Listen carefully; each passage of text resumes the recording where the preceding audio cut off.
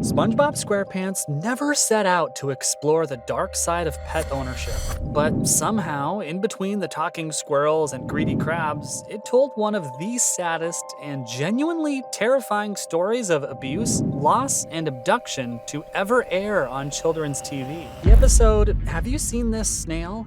begins with an almost insidious level of innocence. SpongeBob is his usual cheerful self, bringing home a fresh can of snail po for Gary. But then the mail arrives. It's a package containing the official Mermaid Man and Barnacle Boy paddle ball set, and with it, a challenge, the Dirty Bubble Challenge. To win, SpongeBob has to hit the ball 29,998,559,671,349 times in a row. It's a number so comically large, so patently absurd, that it perfectly encapsulates the nature of the distraction. It's meaningless. It's a void, and SpongeBob, with his characteristic single-minded focus, dives right into it. This is where the episode's slow burn horror begins. We watch as SpongeBob becomes a zombie, his eyes glued to the paddle ball, his entire world shrinking to the tiny red ball bouncing on a string. The vibrant, loving sponge we know is gone, replaced by a hollow shell, a slave to the rhythmic thwack, thwack, thwack of the game. Gary, being the patient pet, initially tries to get his attention gently. A simple meow, a nudge. He's hungry. It's dinner time.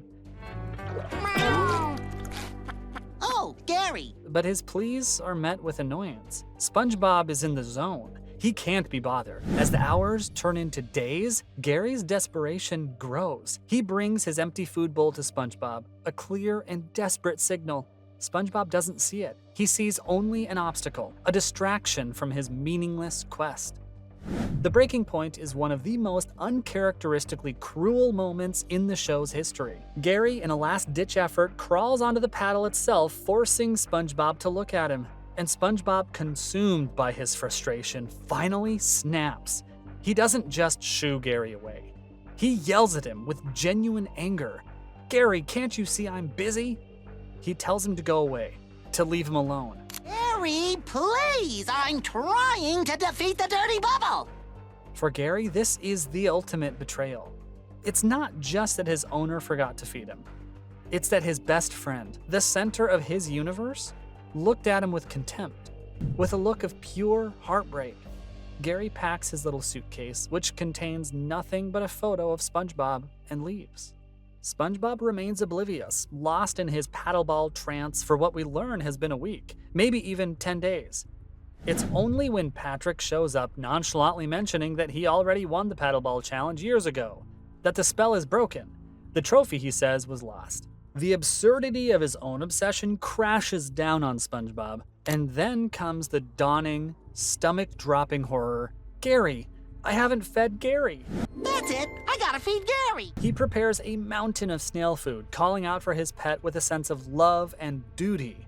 But the house is silent. He searches, growing more frantic with each passing second, until he finds the note.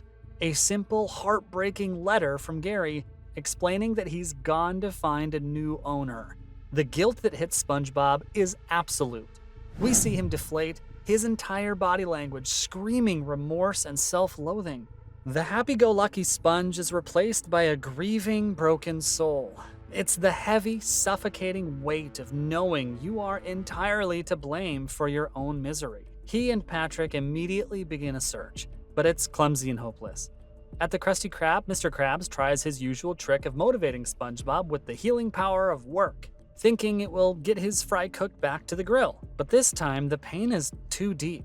Mr. Krabs' words, however, have an unintended effect. The idea of working harder does motivate SpongeBob, but not for profit. It makes him more determined than ever to find his friend.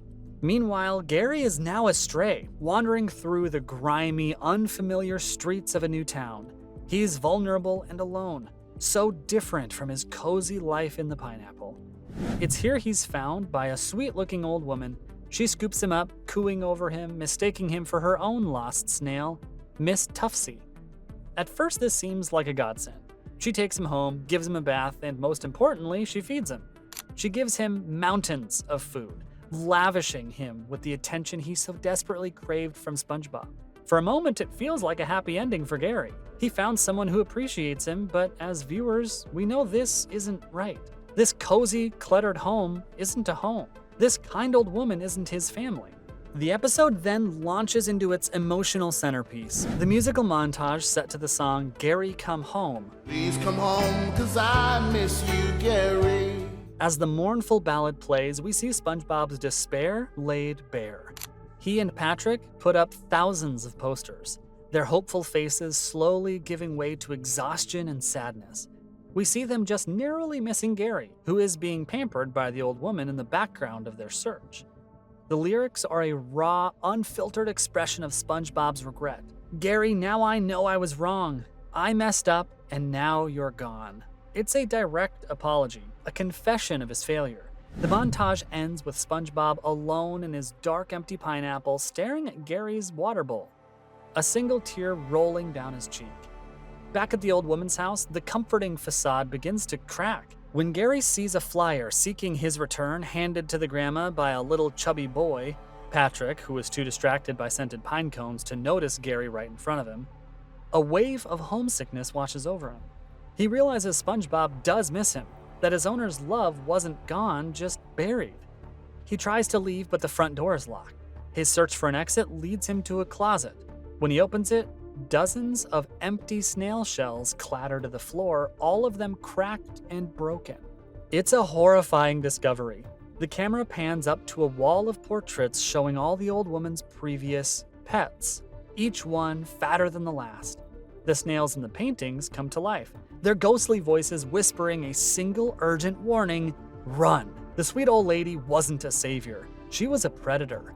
The kindly grandma becomes a monster, chasing Gary with plates of cookies and deviled eggs, her voice dripping with a sickly, sweet possessiveness. They were a labor of love, she coos, which is perhaps the most chilling line in the entire episode.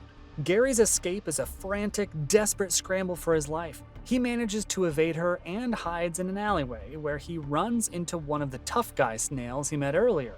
In a moment of quick thinking, as the old woman approaches the alley, Gary pushes the other snail out into her path. She immediately scoops up the new snail, mistaking him for her pet, and Gary, with a look of immense relief, makes his break for home. It's a dark, morally complex moment, but it's one born of pure survival instinct. The final scene brings us back to SpongeBob, who has finally given up. He's sitting on the steps of his pineapple, crying, accepting that he has failed and Gary is gone forever. He's at his absolute lowest point, speaking his regrets out loud to the empty night air, and then he hears it, a faint, familiar meow. He looks up, and there, crawling toward him, is Gary. SpongeBob scoops him up, sobbing with relief, promising he'll never, ever neglect him again. He promises to make things better, to take him inside for a huge meal, telling him he must be starving. In the final, perfect punchline of the episode, Gary lets out a deep, groaning meow, his eyes baggy and his body sluggish. He is anything but starving. As a survivor, he bears the physical burden of his traumatic experience. He escaped a house where he was being loved to death, only to return to a home where he was almost forgotten to death. And somehow that's where he belongs. It's a complicated, messy, and deeply moving conclusion to a story that dared to show the real monsters that can hide behind a sweet smile and a plate of cookies. If you enjoyed this video and want to see me break down the SpongeBob episode about addiction, click the video on the screen.